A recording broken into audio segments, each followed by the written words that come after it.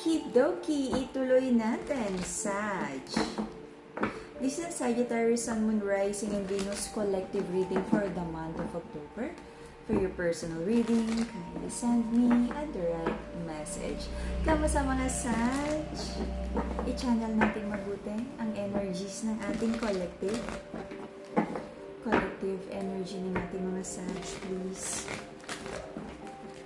Sagittarius, Sun, Moon, Rising, and Venus collective. Collective energy, please, ng ating mga Sag. Sun, Moon, Rising, and Venus. Collective reading para sa mga Sag. Sagittarius, Sun, Moon, Rising, and Venus collective reading for the month of October.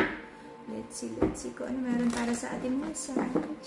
Last shuffle para sa ating mga Sag. Alrighty. Ingat sa mga scammers na nag-iisang account na Mystic Siren ay kay Angeles 11. Any account na magme-message sa inyo na hindi kay Angeles 11, kindly ignore. Alrighty, Sag.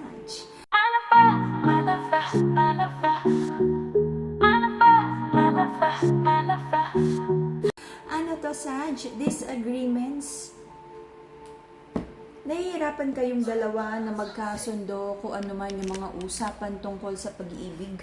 Okay? Nagkakaroon ba ng scoreboard? Anong ginawa nito? Anong contribution?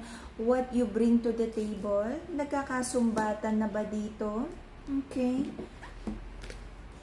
I feel, no, marami ng chances ang ibinigay nyo sa love situation na to.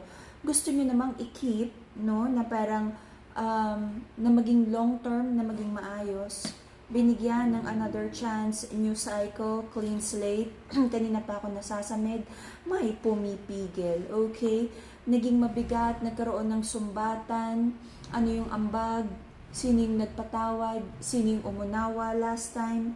Napakarami yung disagreements, okay? Nag-iisip din kayo na kung ano yung mga dapat pag-usapan, pag-agrihan, pero naisip lang pag nandyan na ang communication, parang hindi naman na pag-uusapan na mabuti. So, paano nga ba? Okay? I feel umasa kayo na yung susunod na chapter magiging maganda, maayos. But I feel nagkaroon ng betrayal, trust issues, lies, okay? Hindi naramdaman ang honest communication here. I feel may trust issues, okay? Pero kahit maraming hindi pagkakaintindihan or commotion sa relasyon na to, pinili nyo pa rin ayusin. May mga bagay na unacceptable na sabi is sige, patawarin, pagbigyan, unawain. Pero hanggang ngayon, dahil hindi naman napag-usapan at na-fix ang sitwasyon na to, it feels like nandun pa rin yung resentment, masakit pa rin because hindi natanggap yung deserve na apology, hindi natanggap yung explanation na kailangang marinig. Sabi ng feminine, willing naman siya na i-work out ang relationship na to, but para daw lagi na lang false promises at hindi naman daw sincere ang offer of love ng kanyang masculine. Maraming doubts, pero sabi ng mga Sag, sige, tiwala lang kay God. If this relationship is really for you, then, kumbaga binigay mo naman lahat, then pinagpe-pray mo na lang na mag-work out, okay? Tuloy lang, laban, sagwan-sagwan, i-move forward ng maayos, okay? Parang, para sa inyo is iniisip nyo na lang na you grow together, parang kahit mahirap, kahit na ilalaban tong relationship. Nagkaroon ng hindi magandang conversation, sagutan, ugly exchange of words na nagdala ng overthinking para sa inyong dalawa. I feel, no, yung extent ng ugly words ay parang sinadya or nagkasakitan talaga na tumatak sa puso nyo na, wow, parang grabe naman yung salita na, because I feel, no, may isa dito na nag-trigger, nakapagsalita ng hindi maganda and then nagbatuhan na kayo ng ugly words, okay? Okay, aware yung masculine na meron siya mga ugly behavior, ugly patterns na kailangan niyang baguhin para mawala yung toxicity. Kaya lang may ego, no, na parang bakit siya ang unang kailangang magbago at mag-adjust. Alrighty? Para sa harmony ng relationship na to, Madagascar Rose Quartz, the Pink Crystal. Also, to heal your heart chakra. Manifesting abundance and happiness, the yellow crystal, Brazilian citrine. Okay? To ground your energy and to protect yourself from negativity, evil eye, Madagascar black tourmaline, the protection crystal, the black crystal. Okay?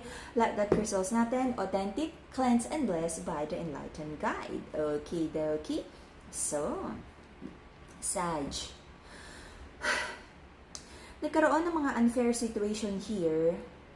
I feel, no, itong mga nagdaang araw, puro kayo away-away. Sinubukan nyo namang magkasundo na hindi mag-away. But, meron talaga mga dapat pag-usapan. Alam mo yung parang kailangan nyong gawin yung difficult conversation na pag ginawa mo to, nasasaktan ako. Pag sinasabi mo yan, pag hindi ka tumutupad, ganito, ganito, ganito. Kasi parang this is more of like avoiding the difficult conversation and it's like, hayaan mo na, hayaan mo na. Pero ang totoo, hindi naman totoong na-resolve sa puso mo at sa puso ng person mo at may resentment na namumuong sama ng loob. Okay. Recent past, may dishonest energy dito. Okay? Asan na ba daw ang pangako ng pag-ibig? Parang nagkakaroon ng sumbatan that the other person is doing more, understanding more, and loving more. Okay?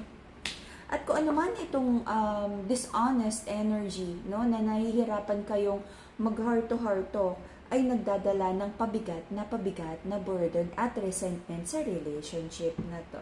Okay? Mental clarity and stronger connection with your intuition, the purple crystal, favorite ko to, amethyst. Okay? So, prayers and manifestations. Alam mo, hindi naman kailangan dumating dito na parang pinagpe-pray mo, Lord. Parang ila-let go mo ba yung painful situation at kakalimutan mo? O darating ba, parang tinatanong mo kay God, kung darating ba yung time na ila-let go nyo rin yung isa't isa? I feel, no, parang fixable naman yung sitwasyon. Kaya lang, araw nyo na parang ego ba to? Or stubbornness na hindi siya dapat ang unang mag-fold at magbago? Okay? Right now, I feel sad. Kumbaga, kaya mo namang magbigay ng love, pero nag-hold back ka kasi parang may scoreboard na parang, bakit ikaw na naman? Ba't ikaw na naman yung uunawa? Pero ang totoo, Sag, gusto mo naman talagang magbigay pa ng love kasi gusto mong ilaban ang relationship na to. Gusto mo lang maramdaman that your person is equally committed sa connection na to. Okay? Naghihintayan. Your person, stubborn. Your person, alam niya na may mga mali siya about this connection. Okay? Again, mental clarity and stronger connection with your intuition. Amethyst, the purple crystal. Ang stubborn ng person ng ating mga Sag, alam niya na may mali siyang nagawa. But, naghihintay siya na mauna kang mag-message, mauna kang mag-apology, mauna kang makipag-usap. Paano nga ba yan? Sino ba ang unang magfo-fold? So, Sag, I feel may mga takot ka na baka nagsasayang ka lang ng panahon sa paghihintay, sa pag-stay sa relationship na to. And if you're waiting for your person na mauna, mukhang ikaw ang kailangang maunang makipag-usap, especially sa side ng feminine. Okay? Until the end of this year. Okay? I feel naman magkakaroon ng maayos na reconnection, reconciliation, but I feel it would be led. Okay? Kumbaga yung feminine ang magli-lead ng reconnection, reconciliation, to be the bigger person, maging mapagmahal, mapag-unawa sa ating very, very stubborn masculine. Okay? Yung masculine naman, pabebe lang, pero babalik naman, no? Na parang hinihintay lang niya na amuin siya ng feminine. Ano ba namang klase ito? Okay? Nandito pa rin, no? Hindi perfect, nandito pa rin yung mga misunderstanding ng dalawa, mga potential na away-away, petty quarrels. But, at the end of the day, meron namang equal give and take. May nakikita akong magandang outcome, it's just the ego. So, kung mabababa lang yung ego na yan, lunukin ang pride kahit bareta because ang ganda ng nakikita kong outcome para sa inyong dalawa. May scoreboard lang ng tampuhan na parang siya naman, dati ako na yung last time na nag-apology, ako naman yung last time na umamo. Okay? hanggat kaya natanggalin na lang sana yung scoreboard, tanggalin na. Because sa dulo, ganun pa rin naman aayusin nyo pa rin ang relasyon na to. Okie dokie? And that would be the Sagittarius reading for the month of October. See you again in a few days for your November reading.